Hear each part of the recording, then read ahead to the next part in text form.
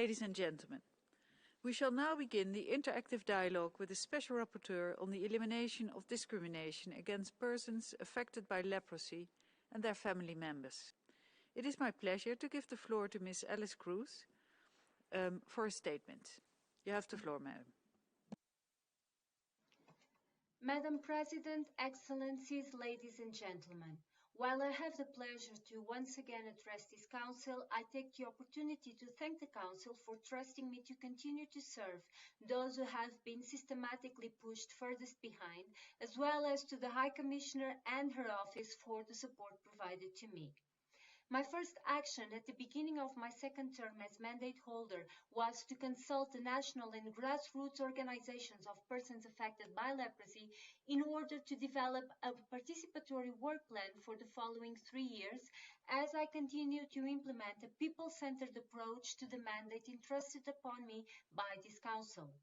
In my second term, I plan to build on and give continuity to the work developed during the previous 3 years, support the implementation of the global health policies for tackling leprosy, to which I have contributed during my first term, but I also seek to integrate into my work responses to the global challenges arising from the COVID-19 pandemic. There is without a doubt an increased dynamism with regard to the recognition of persons affected by leprosy, as well as greater attention to issues of gender and participation. But I am afraid that we cannot deny the substantive setback brought on by the COVID-19 pandemic. Madam President, 2021 began with the confirmation of the concerns that I had shared with states on my open letter on leprosy and COVID-19 issued in mid-2020. Both official and non-official numbers point to around 50% decrease in the diagnosis of new cases, increase in the number of hidden cases, increase in the number of people being diagnosed with irreversible physical impairments as a result of late diagnosis, well-founded concerns over an increase in transmission rates and new cases among children, many of whom may be more likely to be diagnosed with already irreversible physical impairments. Such setbacks is just one of the many adverse effects of the pandemic. But please note that not all the adverse effects of the pandemic can be explained under the overarching umbrella of poverty. If it is true that structural material deprivation played a terrible role in menacing and violating the very right to life to so many people, it is also true that discrimination on the grounds of gender, race, age, disability, sexual orientation, and leprosy has been one of the more important underlying causes of such a devastating impact. Moreover, on what regards the disproportionate impact of the pandemic on persons affected by leprosy and their families, another key factor came to light: the existence of double standards in the responses from various stakeholders to the current crisis as a result of the limited recognition of the rights of persons affected by leprosy, which is deeply rooted in world history.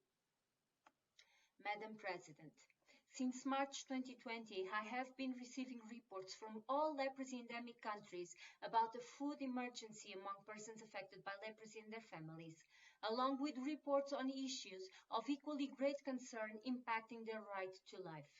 Importantly, drugs used for treating leprosy reactions are immunosuppressive, which means that a high percentage of persons affected by leprosy are especially vulnerable to COVID-19, more so in the context of living in vulnerable material conditions without access to basic goods, but also to life-saving information on the new coronavirus. The systematic denial of economic and social rights to persons affected by leprosy, including their rights to work and at work, their right to social security, and the right to the highest attainable standard of physical and mental health, intertwined with formal and direct discrimination, has actively produced such situation of extreme vulnerability. Indeed, unreliable casual labor with low income, unsafe working conditions, and without entitlements to social protection or participation in social dialogue defines the livelihoods of the majority of persons affected by leprosy, who face formidable, intersecting, and multiple barriers to freely choose their work and to enjoy rights at work.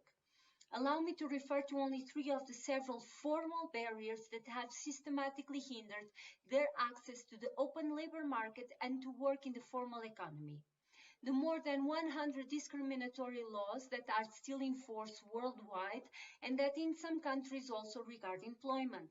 Institutionalized discrimination in what concerns hiring policies for public jobs. Discrimination at school, which has pushed too many persons affected by leprosy out of education. Moreover, the widespread denial of social protection to persons affected by leprosy aggravates their vulnerability.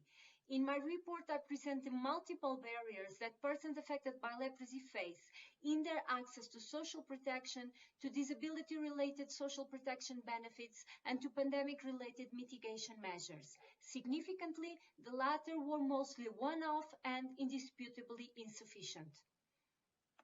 I have also received many reports pointing to a generalized pattern of multiple barriers to access to healthcare. Allow me to refer to only 2 examples.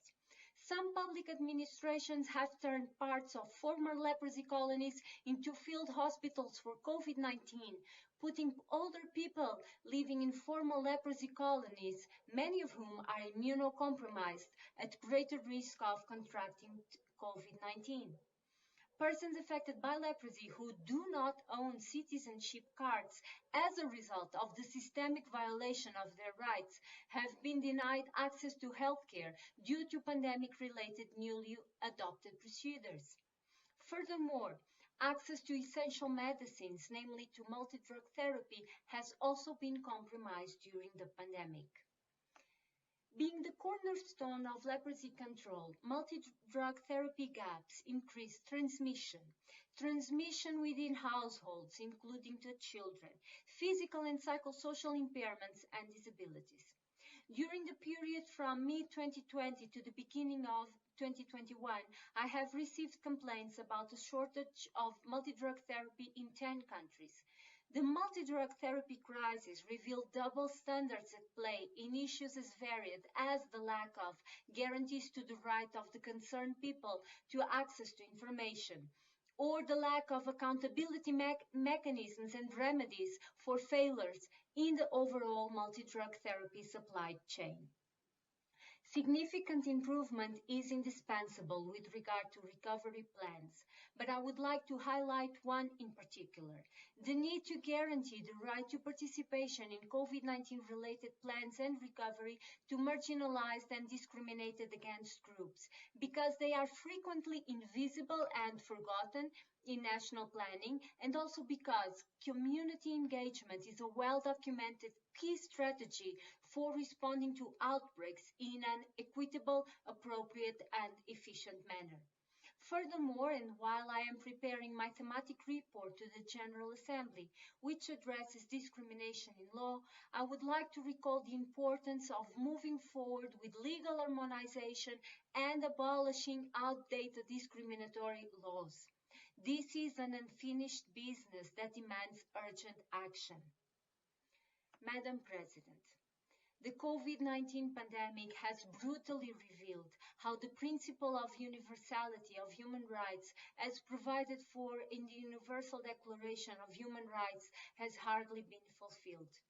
That is why, among leprosy-specific recommendations regarding healthcare, work, and social security, I recommend states to apply the principle of progressivity in a reasonable manner that is proportional to the needs of vulnerable and discriminated against groups, and to establish minimum core obligations of social and economic rights with regard to those as a matter of priority.